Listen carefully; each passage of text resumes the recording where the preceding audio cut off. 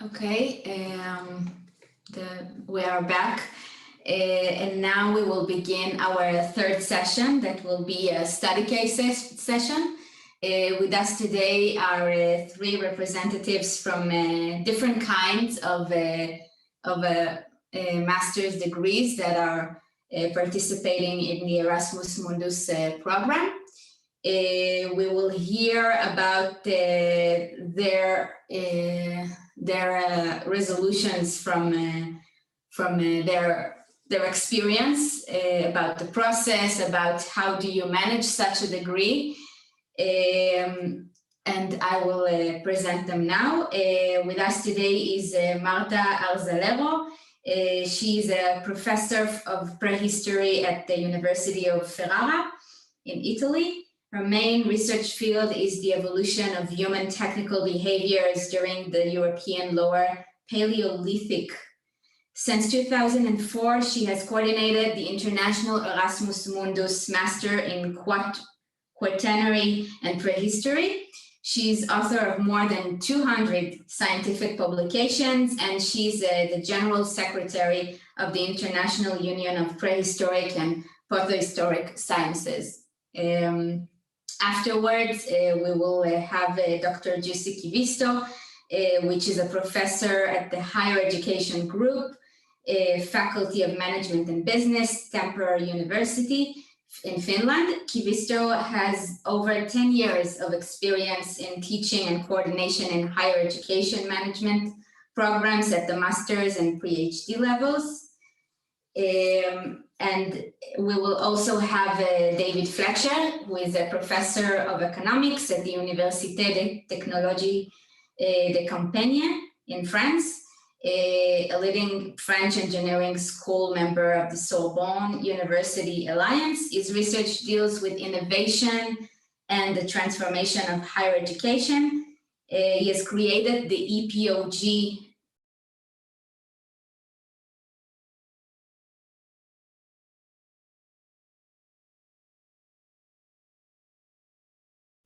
לא שומעים אותך.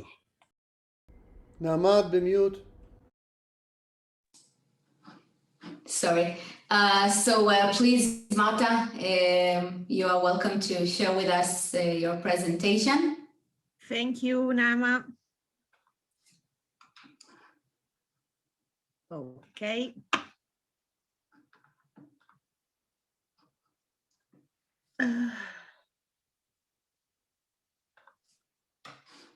Okay, I hope you can see it correctly. Yes. Okay. Thank you very much, and thank you for the invitation. I will try to be brief so we will have time for questions. As Nama said, I'm coordinating the Quaternary and Prehistory Master in Erasmus Mundus since 2004. It means that we pass through all kinds of Erasmus Mundus program, and I think the one illustrated by Dagmar a few minutes before, it's the best one and the easier to be managed. So just some general information about our master. As I said, it's a research-based master about prehistory. That it's a team of niche. I mean, we have very specific students that want to deal with prehistory. Since 2004, we have made the 70th edition, and it means that we have more or less 500 students that have done our master all around the world. Of course, as we are working since a lot of time, the Erasmus Mundus program changed a lot our way to see a master, because through the year our master become really joint, and with our partner we have set up a program that now is necessary for our university, because we work jointly, and if I have to imagine my institution to work lonely on these topics, it's impossible. So we have maintained always the same partnership, and I think this is very important, because to manage an Erasmus Mundus Master is not easy because of the mobility, the EACAE rules, and so on. So I think that one important thing is to work with people that you really know, and with the one you have a lot of common interest in. But since 2004, of course, we have enlarged a lot our associate partner. Our decision was to develop jointly all aspects. So we are managing everything really jointly, but it means that we have more or less a meeting each week, and we have to consultate everybody before to take any kind of decision. So our partnership was based in a project made before 2004, like TMR, HEM, and etc. So we was already ready to work together. And since this moment, we have started to get a lot of other projects all together. I mean, research project like Horizon, 7 Square program at the time, and so on. It means that by this way, we can enlarge our joint research interest and also found some students that are not scholarship holder. We are developing the master completely joining. So we have some courses that are made in one institution, but we organize a lot of courses jointly. It means that also professors from the different institutions are coming together to teach the students. And it's a master based on laboratory activities. Our students have to make a master thesis at the end that correspond to 36 SATs. It means that it's a lot. And the fact to share the laboratory increase a lot the possibility of research for our students. So as we are only 4 partners, this is easy to manage. And also to implement the joint action. This means also that we have a lot of work to do because we are not so many to share the work, but we have introduced more and more associate partners. The associate partners are involved in our master basically for 3 reasons. They help us in teaching, they help us in student supervision, and a lot of our students make internship in the associate partner. And they also help us in the general control of the master, because as we are working together since a lot of time, we need an external view about our activities. So this is the general organization of our master. By the practical point of view, we have accredited the master in each partner institution, and we have also made an accreditation of the joint master at the University of Ferrara in order to be sure that we will be recognized in any case. So the students are, as I was saying, making courses in different institutions. They are not starting all together. So we enroll more or less 10 students in each institution. They start with general course. After they make joint courses organized by, as I told you, all the institution. Normally was used to make it in a research center that the University of Ferrara have in Southern Italy. Of course, in the last 2 years, we have done it online. And we are happy about this, but of course it was better in presence. And during summer, our students are participate to the excavation of the consortium. They can choose the excavation they prefer according to their field of specialization. And within the consortium, we have more than 30 prehistorical excavation. At the second year, they do their mobility, and also most part of them do a third mobility, but it's a transversal mobility. So it's finalized to acquire parallel competence. What it means joint managing, we joint select the candidates in presence, except last year that we do online, of course. We decide all together all aspects of the study plan. We pay the scholarship jointly because each institution pays the scholarship of students that starts in their institution. And as more than the half of our students are not scholarship holder, all the institutions are participating in funding additional funds to pay at least their mobility and field work. So we have a lot of meeting because it's necessary to interact a lot to make so joint master to grow up. And each institution is also organizing each year specific intensive programs that are finalized to give to our students competencies that are not directly linked to praise-read, but more in general about cultural heritage. So we make a joint programming, a joint evaluation, and of course a joint final exam. Just to make you the idea, each final exam, as we have to everybody come in the same place, is costing us a lot. And it means that we have to fund a lot of additional funding.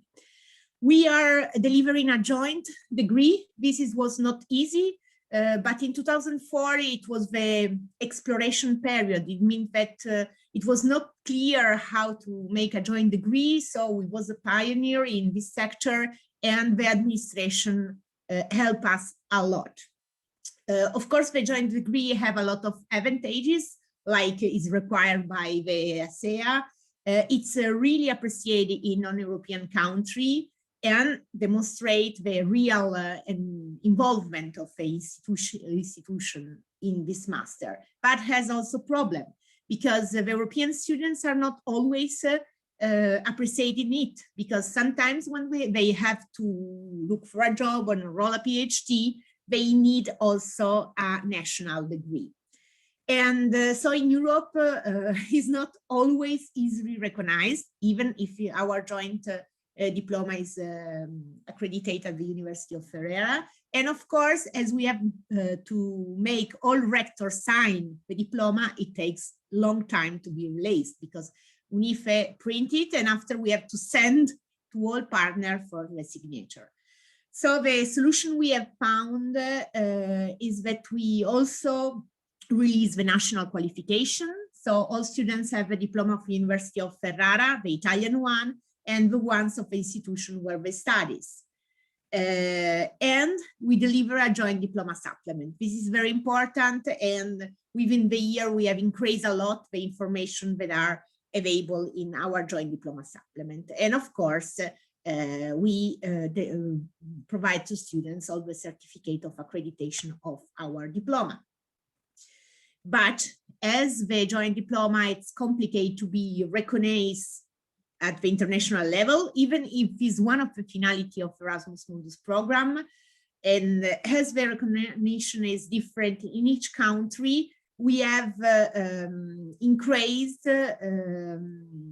our delivery information. So we now use all diploma already with an apostille, but it's recognizing by made in Italy. We give the equivalence with the Italian master in quaternary prehistory and archaeology. And in the diploma supplement, we specify very well the fact that this master is allowing to be enrolled in the PhD. More or less 60% of our students are making a PhD after the master. So concerning this dissemination and recruitment, of course, we have changed a lot of our strategy during the years. So we have a website, we use a lot the social networks like Facebook and YouTube, but we are aware that today Facebook it's for all the people. So we are trying to switch to other accounts like Instagram and so on. We are making a lot of advertising during the World Congresses of Prehistory, because as I told you before, we are looking for students that already has a basic knowing in prehistory. We have a lot of mailing lists that we create in these 70 years of activities. And this is helping a lot because all our colleagues doing prehistory around the world are sharing the information. And we are sharing the information about the master also in scientific publication. And the most important things, as we have more or less 500 alumni, we use them as ambassadors, and they are helping a lot. A lot of our alumni are today professors in different universities around the world, and they send us a lot of students, and this is really a good point. Concerning the financial management, I think we are a quite strange master because we have very low tuition fees, 1,500. It means that we don't gain any money from this master. And this decision is because we want to keep the tuition fees low to allow the non-scholarship holder to enroll. So we want to select best students and not richest students. This is the reason why we have a lot of non-scholarship holders also coming from countries outside Europe. But as we have a lot of money to spend to fund the non-scholarship holder for mobility and so on, we are always very involved in looking for additional funding. We use the lump sum to organize, of course, the meeting and to invite scholars. We have a lot of invited scholars from the private and public institution. And we use part of this sum to organize the joint courses. But of course, we are using also money coming from our own university and from other programs. So how we try to attract the best students, because this is important. Of course, in these 15 editions, we had a lot of excellent students, but we have also some not so good cases. I suppose this is normal, but we are trying to do best and best to attract really motivated students. And how to attract the non-scholarship holder, because I think in Erasmus Mundus we are one of the masters with more non-scholarship holder. Of course, it's related to the tuition fees, but it's also because we are giving real clear information about the possibility of doing the master without scholarship. And we consider the scholarship as an added value. So we say some students, the best one, will have a scholarship, but the other ones will be also helped to enroll in the master. And we are trying to give the maximum visibility to the Erasmus Mundus dimension of our master, so the joint aspect, the joint integration. We are sharing a lot of the placement data that are very good, especially for non-European students. We are sharing a very clear information about the validity of the title. This, I think, it's very important. And by the other side, we are focused a lot on the fact that our master is research-based, so that the students will have the occasion to work a lot in laboratory and to work in our prehistoric excavation. And of course, we also focus on the fact that the enrollment costs are not so high. So talking about sustainability, I think that the Erasmus Mundus program has given us a fundamental contribution, because the fact to have scholarship help the visibility, the lump sum help us in a lot of activities, but by the general point of view, more than 50% of students are self-funding students. So we are considering that without the Erasmus Mundus funding, we can continue our master. We have done 1 year of self-organized master between the removal of the whole project and the new one.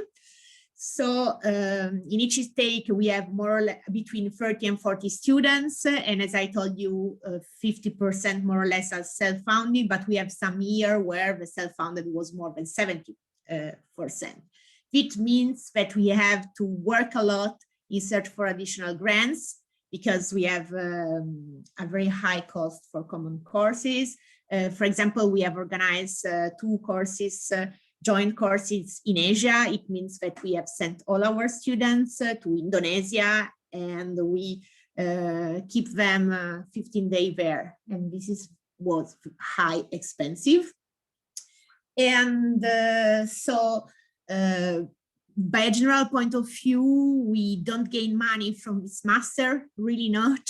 We spend a lot of money, but of course, we have, for us it's very important because since 2004, we have really created a prehistory school worldwide.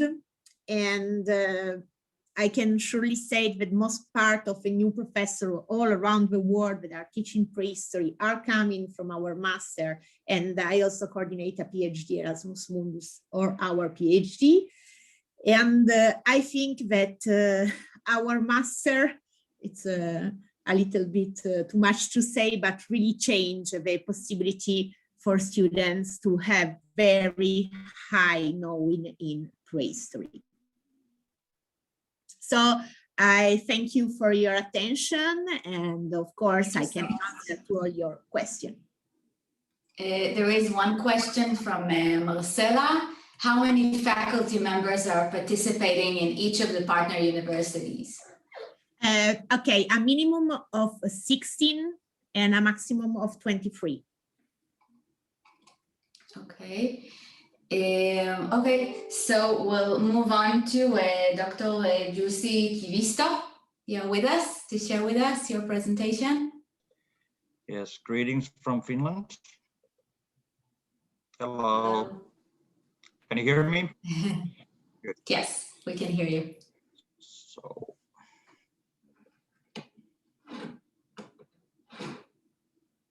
can you see my presentation now? Yes. All right. So, thanks for the opportunity to join this session. So I'm Professor Jussi Kivisto from Tampere University, Finland, and I'm going to tell you some basic facts about our program, and then some of the issues which might be interesting for you when you are planning to apply the status of Erasmus Mundus programs, especially in the master's level. So this is our group. The Mariehe Consortium is consisted of from 6 universities. 4 of them are in Europe, 2 of them are outside Europe. So our coordinator is Danube University Krems in Austria. In addition to us, there's also University of Applied Sciences from Osnabrück, Germany, and Eötvös Loránd University from Hungary, Budapest. And the 2 other partners, which are outside EU, are Beijing Normal University in China and Thapar Institute of Engineering and Technology in India. And this is the group of our so far latest cohort. So this is taken in the kickoff event in Austria, in Krems, 2 years ago. And I have circulated my head just to verify that I'm really the person who is doing business with the program. So our program is 120 ECTS altogether, and we have quite, I would say, challenging mobility scheme. So the first semester starts in Austria. The students spend there the fall semester, and then they come to Finland and stay with us the spring semester. After that, there's a mandatory internship period of 8 weeks. And after this internship period, the students will go either to India or to China. So this is called field trip, which is more like a cultural event, but they also are studying subjects which are related to our curriculum, which is dealing with the higher education, research and innovation related questions. And after this period, the students will go either to one of these 4 European partners. So it's and you probably are interested how we make the selection, and this is actually made very in the beginning of the program. So we ask student preferences and the reasons why they would like to go a certain place and what is their second preference. And so far we have been more or less able to distribute the students evenly to these 4 partner universities. So we started the program already in 2012. There was a little bit different consortium, so all the other partners were the same, except the Hungarian and Indian partner, which joined our program in 2019. So this is already a second time we are receiving funding from the European Commission for running the program. We currently have the first cohort of this second implementation. They should be graduating this spring. The challenge is that we couldn't take any more students now because of the COVID-19 situation. So it means that basically we have skipped now one of the cohorts, and hopefully we can continue with the normal intakes next fall. We haven't made a decision about this yet, but we will do it in March. But that's the assumption that we could do that, and also of course the hope of all the partners. The degree structure is also interesting in our case. So we have double degree and joint degree arrangements. And this is quite complex because it depends on the national legislation and the types of institutions which could formally grant joint degrees. And I will shortly explain how it goes in our program. So there's a joint decree together issued by Tampere University and Danube University CREMS, since our national legislations are in harmony in this, so we can issue actually the joint decree, even though the legally valid certificate is still the national degree. And we are the degree printing university in Tampere, because there were some obstacles in Austria to do that. So formally the students get our Tampere University degree, and in addition to that, a joint degree certificate. But from the legal perspective, if we go strictly, it's still the degree from Tampere University. Then we have a double degree or dual degree, however you want to call it, arrangements between Tampere and ELTE. This because of the national legislation in Hungary. So joint degrees are not possible for them. In a way, we could do them together with the Austrian partner. So what we do is to have then a double degree arrangement. And then there's Danube University CREMS and University of Applied Sciences in Osnabrück. They're doing a joint degree together. And in that case too, then the German institution is the one which I believe prints the certificate of the national certificate, or then it was that they actually can do only the joint degree certificate. So I cannot recall how either way it was, but nevertheless, so it's more or less similar arrangement what we have here in Tampere between us and Austrians. The strange thing in Finnish legislation is that we cannot award joint degree since we are a research university together with the University of Applied Sciences. So this is now constraining our capacity to formally recognize the degrees coming from Osnabrück. And this is clearly a handicap, but since we have a dual system in Finland, also known as binary system, so we have universities of applied sciences and research universities, and these two degrees are not equal.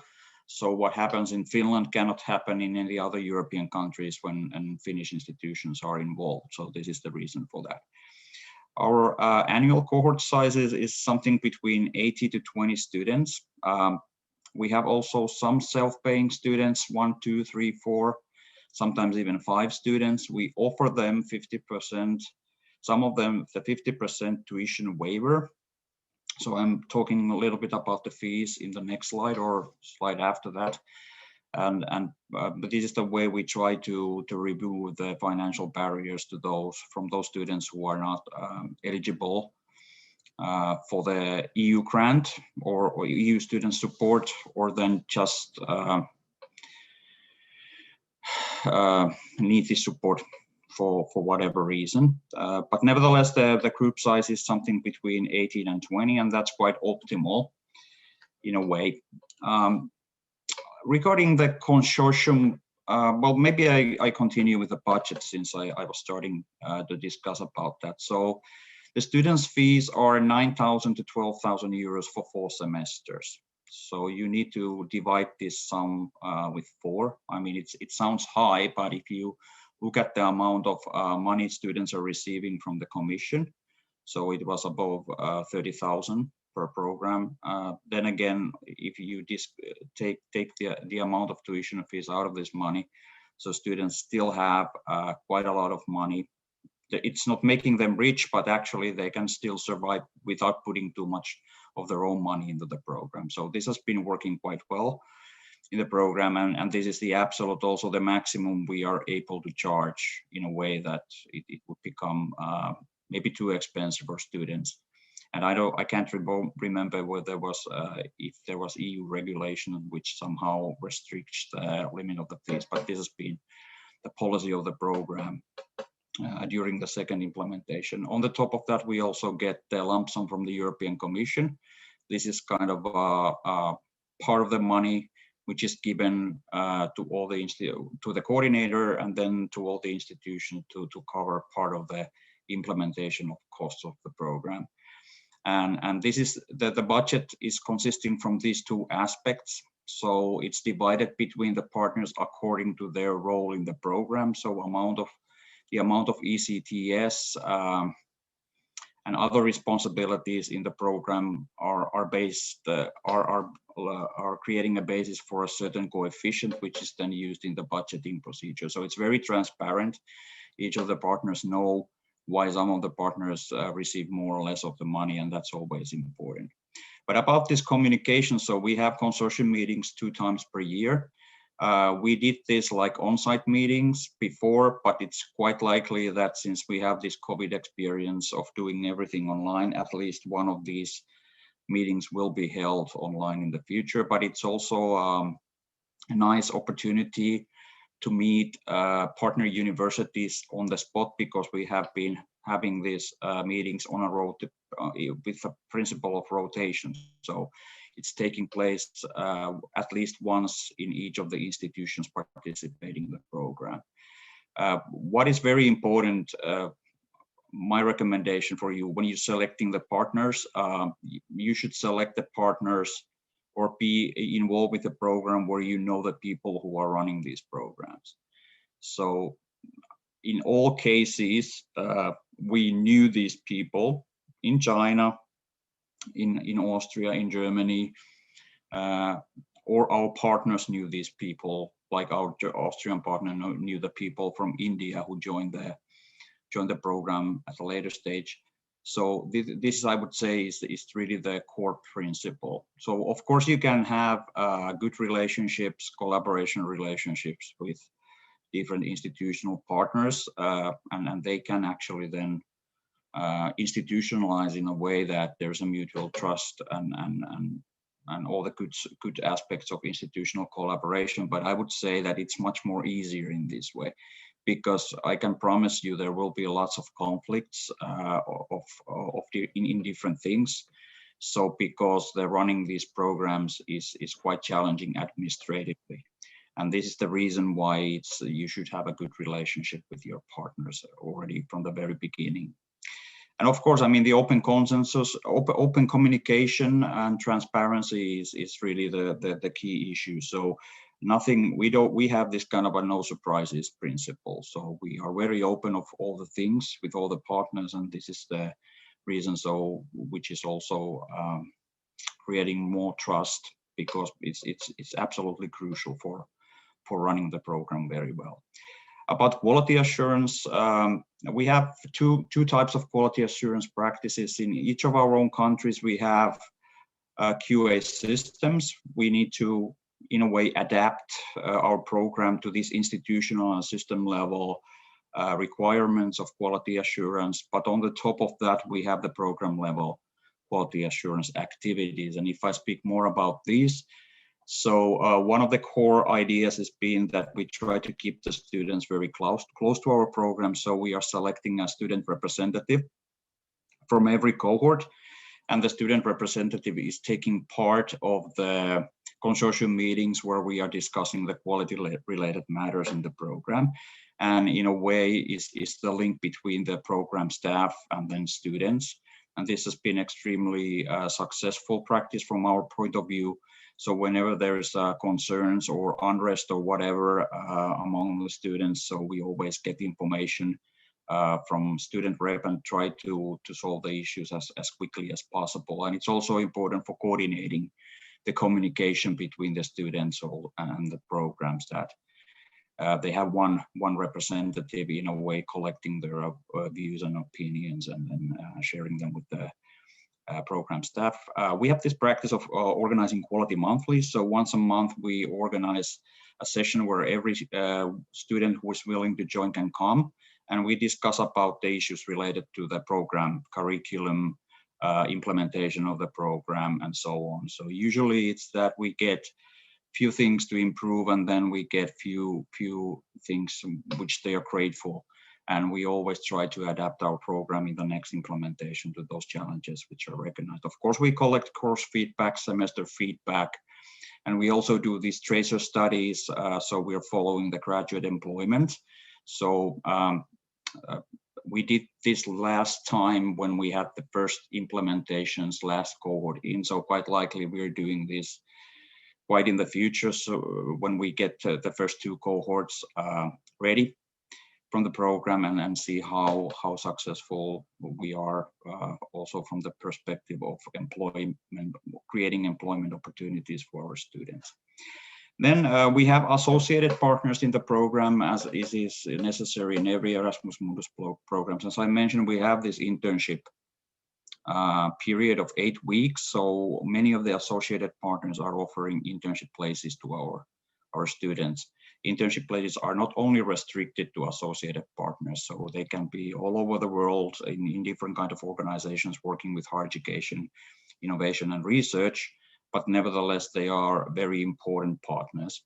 They also create networks for us and our students, either but by themselves in a way that through them we can connect institutions or people who are relevant to our program, or then just keeping a good contacts with these associated partners is itself a good network from our perspective.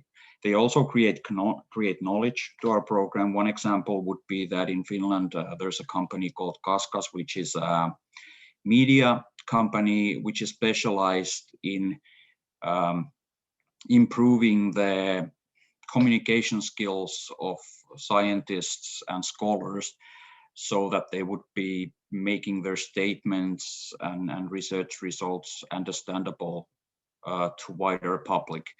And these are the people we also invite to talk to our students, and also, of course, gain lots of new insights to our own activities from that. Just one example. I know I'm in short of time, but I will try to quickly run through the last slide. So one of the big issues is, of course, I mean, there's two crucial points in these joint programs which are usually creating difficulties. It's the admission time and when the students are graduating. And the students' admission and eligibility criteria might be quite different in different partners. And we need to find a way to find a common ground that these eligibility criteria of each of the partners is acceptable, because basically those institutions, those 4 institutions which are awarding degree, they also need to then to have a common set of eligibility criteria defined for the program.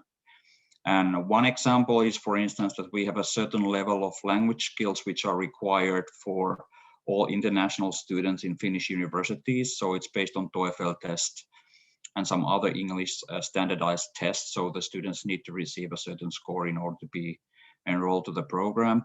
And then this requirement was not in place, for instance, in Austria. So when we started the program, this was one of the things which needed to take place also in Austria. So only those students who have been able to provide the valid certificate, which is not outdated. So there's also a time limit for these certificates, how long they are valid, can be taken into the program.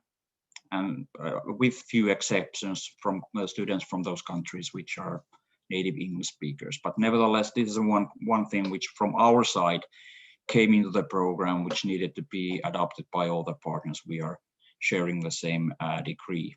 Then the academic year is a little bit different. So in continental Europe, spring semester starts usually later, sometimes in February. In China, that is also the same thing, maybe. But in our case, we start right after the New Year. So in the beginning of January 4th, 5th, 6th, 7th, something like that, we start our teaching.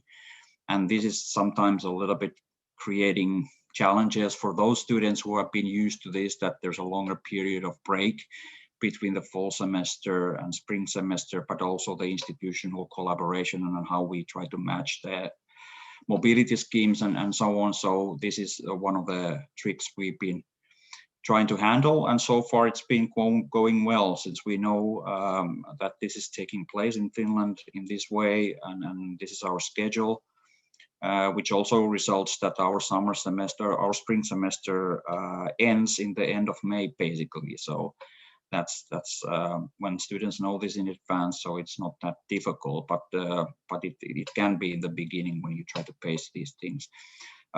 Allocation of credits. So we use in Europe this ECTS study point system, and there are different kinds of regulations in countries how much one student point can be. But then we just try to maneuver through these rules, and it's the fact that we even measure differently the study points inside our own university. If we look at how much work is expected in reality to produce some study output. Technically, one ECTS in Finland is 27 hours of work, which can be lectures, self-study, or whatever.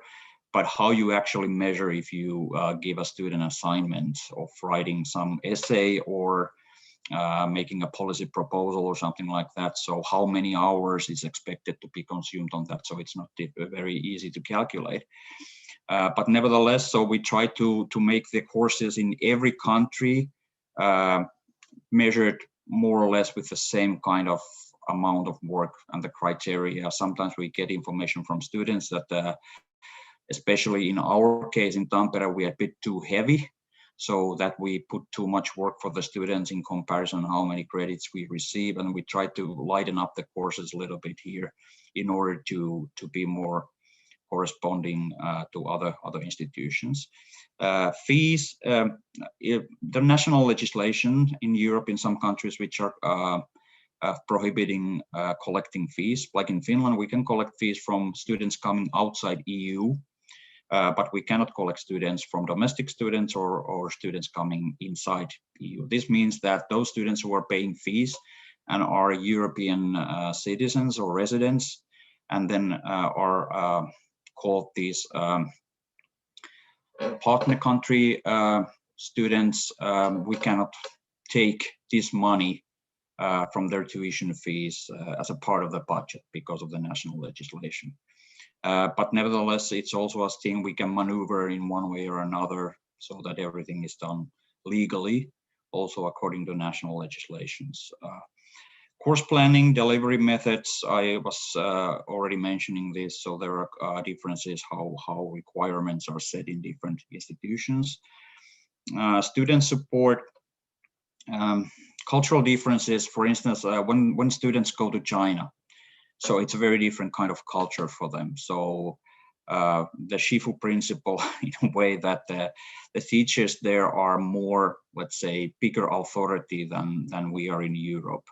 And of course, students are coming all over the world, so they might have been used to this culture in their home countries, but sometimes when they've been with us the first 2 semesters, one in Austria and one in Finland, when they go to China, so it's in a way a shock, even though our colleagues are very nice and like that, so but the authority structure is a little bit different there. And of course, I mean, in studying in China, so you have the Great Firewall, which prohibits you to access many of the information you would actually need during the study. So there's only certain websites. There are not.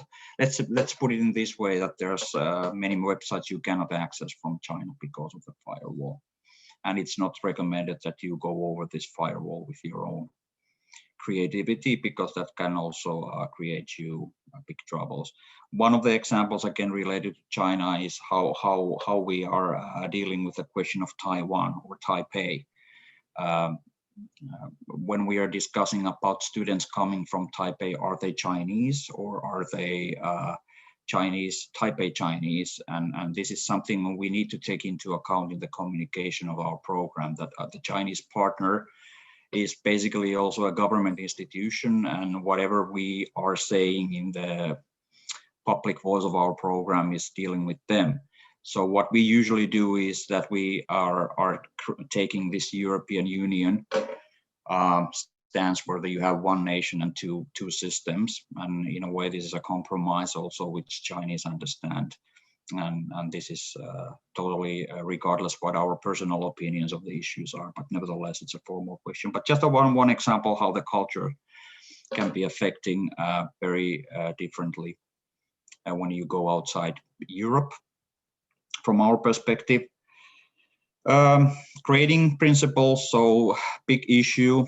So in some places you get better grade, in some places you don't get that good grades. We are following constantly our averages, more or less to try to fine tune the practices to be the same in all the partner country, all the partners of the consortium, but we'll still have a little bit of work to do in this. And as I mentioned already, this degree structure is very complicated, and for this reason, we've been needed to make these all quite complicated arrangements with double degrees and joint degrees in order to get some kind of a structure which is, from legal perspective, possible to implement. More information. So we have a very good website from my perspective, at least. So much of the information which is beyond this presentation can be found from there. We also have a Facebook page, so please follow also that if you are on Facebook. Thank you so much, Jussi. It was very, very interesting. We learned a lot. In the end, I will ask all of you, Marta, Jussi, and David, the question that Hussein asked. Now we move on to David Fletcher from the EPOG Plus joint degree, please. Welcome. Thank you for joining us today. You're on mute. Okay, I'm on mute now, right? Yeah, now we hear you perfectly. That's fine. So I'm sharing my screen. So I want to thank you for the opportunity you give me, Nama, to be with you today. I will be short because I have been asked to be short, but I want to tell that I share entirely share the good practices and advice my colleague from the other programs have mentioned, in particular in terms of jointness of the management, the jointness in the curriculum structure, the evaluation. I mean, this is really a key issue, and I will try in my presentation to highlight maybe some other things that are complementary to those presented by my colleagues. In my view, this Erasmus Mundus Joint Master degree program has three characteristics. One, we create top-level unique programs, which are also, second characteristic, integrated programs, which is a real challenge to have integrated program at the European scale and sometimes worldwide scale. And the third characteristic is to be able to attract the best students worldwide. So the program I'm presenting now is the program I'm heading since 2012, Economic Policies for the Global Transition. It has changed a little bit since the beginning, but now it's called Economic Policies for the Global Transition, and we are really happy because 2 days ago we had the end of the selection, the application process, and we have over 1,000 applicants this year. So it's really a huge number of applicants for about 30 to 40 students we take per intake, per cohort. So just a few words, because I think it's an original dimensions that can also help you to think about your own program. Usually the master's program are dedicated to a very, very specific issue, very specific topic.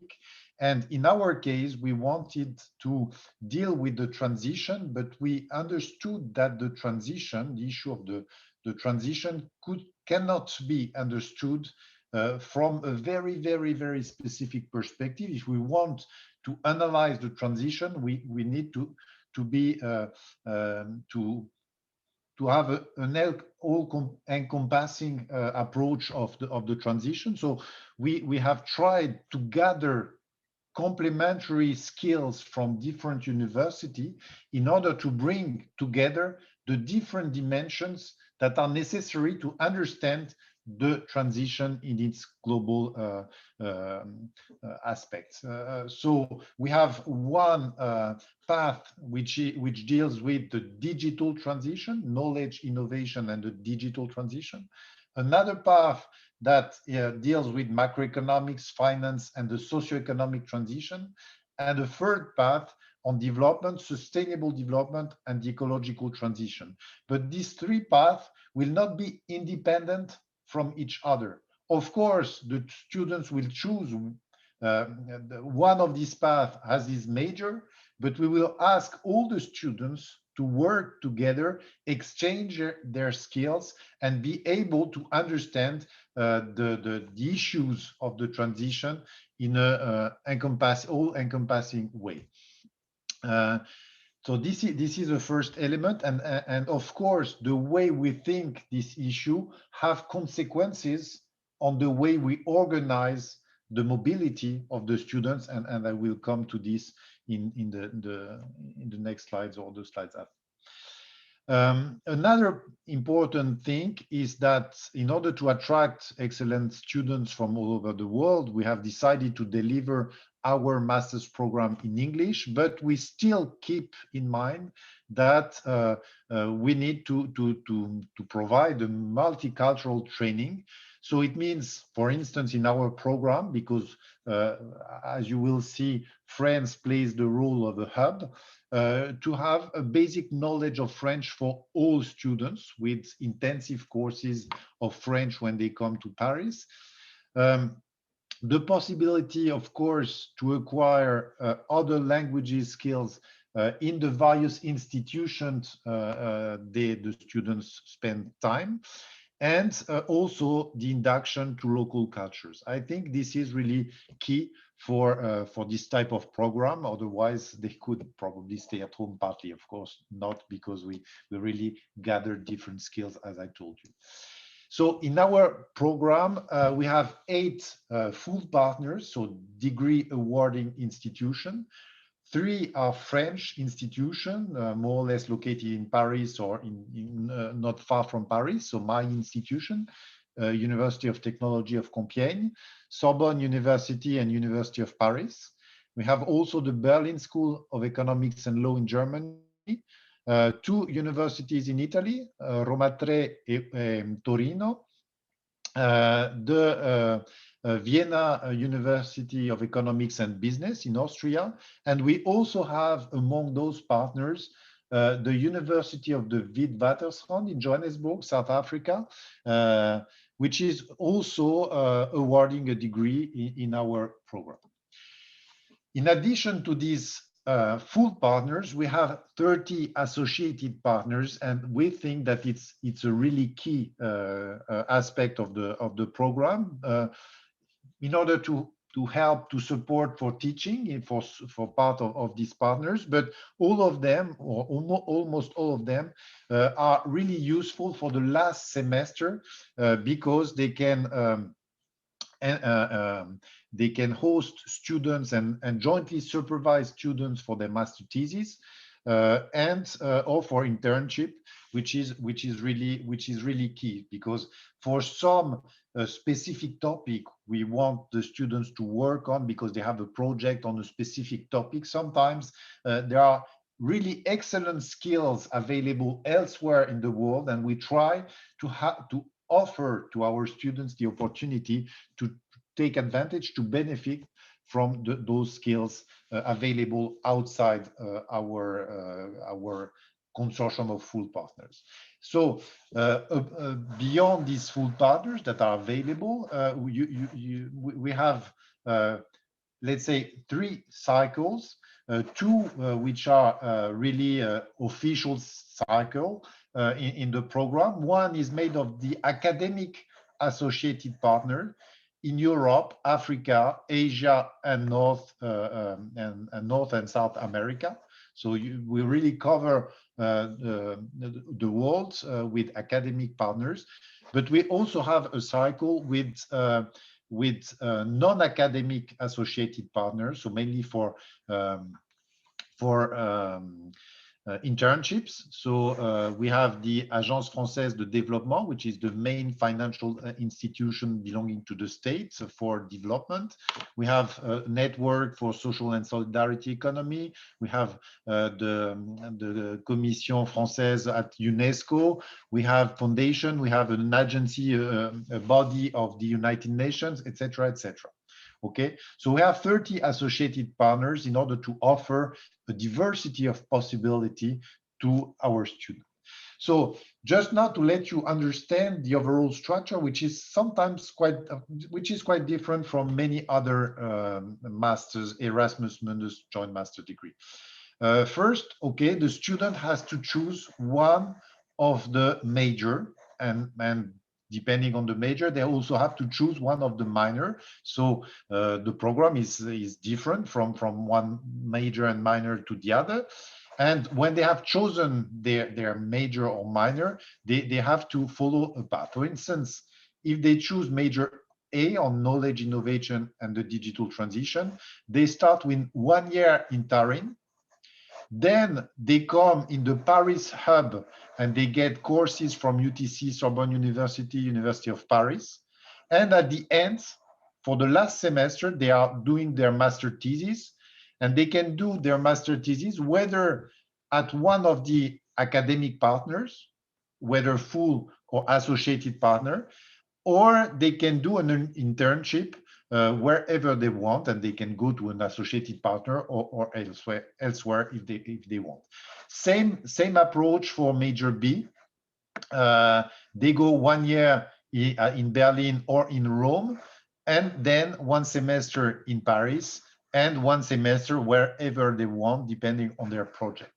And for major C, on development, sustainable development, and the ecological transition, there is a very specific aspect. They can go for 1 semester in Turin or Berlin, depending on their preference in terms of topic, then 1 semester in the University of the Witwatersrand, and then the same thing.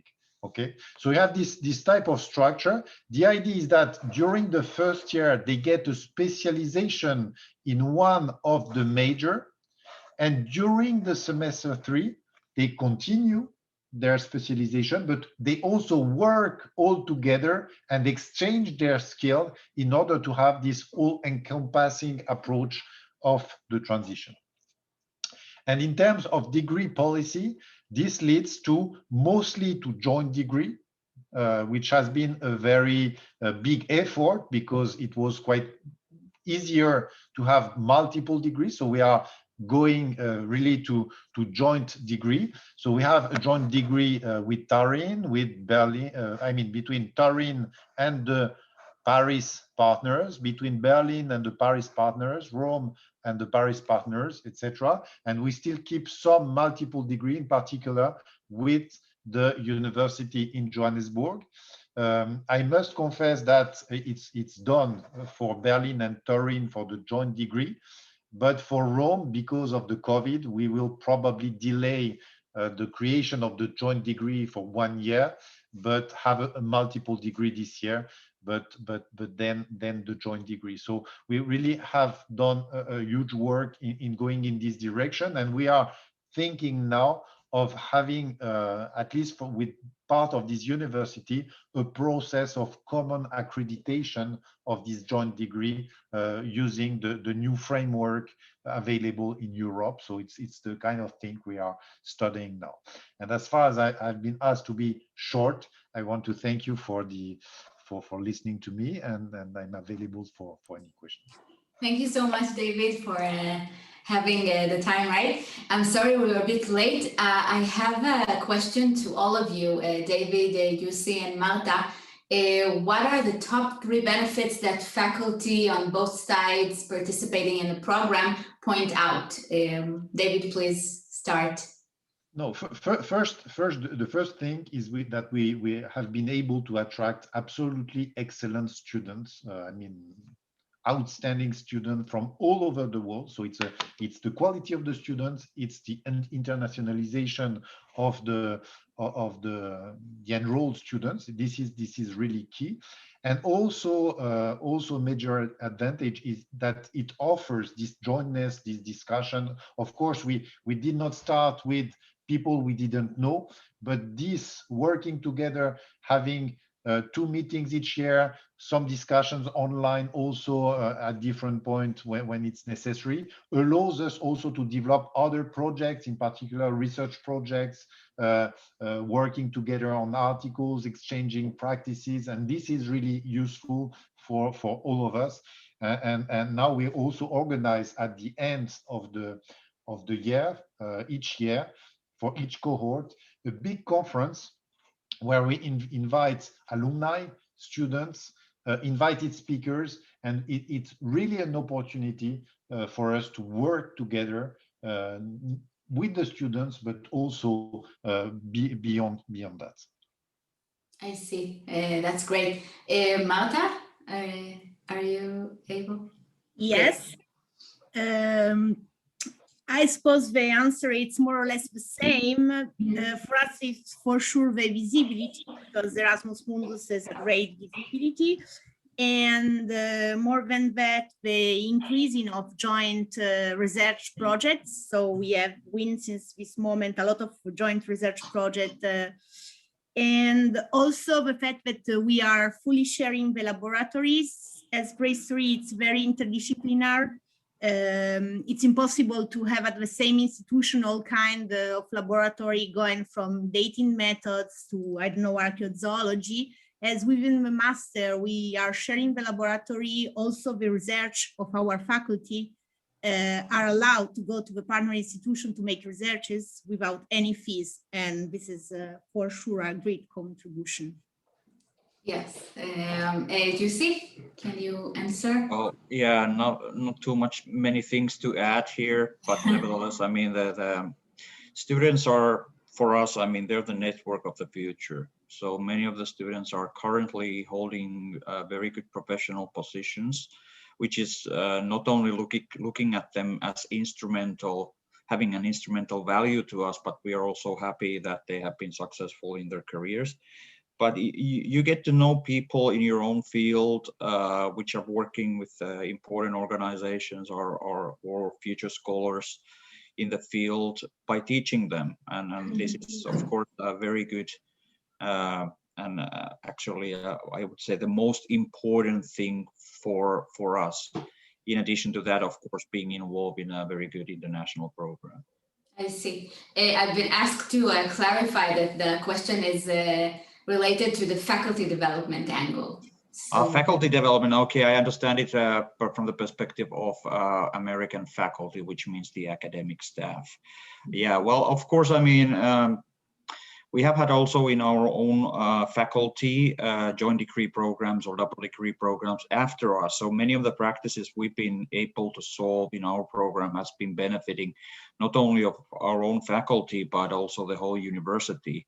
So I would say that much of the administrative things we've been doing in this program have been path breakers for other programs in our own university.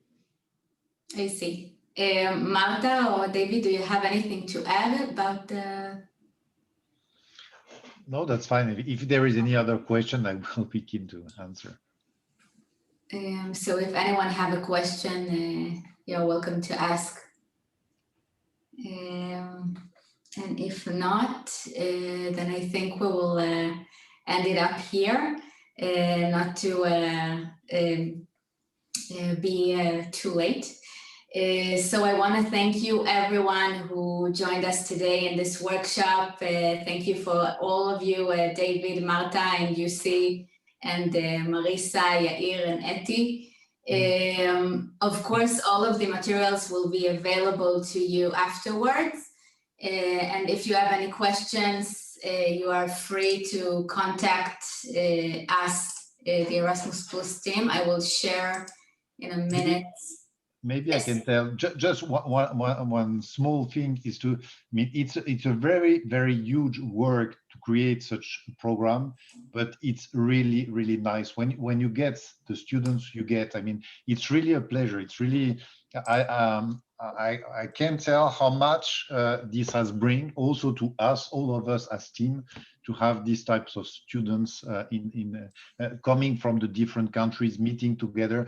I don't know how many babies we will get out of our programs, but I mean, it's international babies probably. So it's really incredible that it works so well. Thank you, David, for the important ad. So if you have any questions about the joint degrees or anything related to Erasmus Plus programs and projects, you are welcome to share with us your questions in this email. Okay, and also we have recorded the whole workshop, so it will be also available to you after we will edit up a little bit. And thank you so much. Have a great day and a great weekend, our Israeli fellow and our international fellow. Thank you. Take care, stay safe. Yes, Thank you very much, Nama. Thanks to all. Bye-bye. Bye-bye. Thank you very much. Bye. Bye.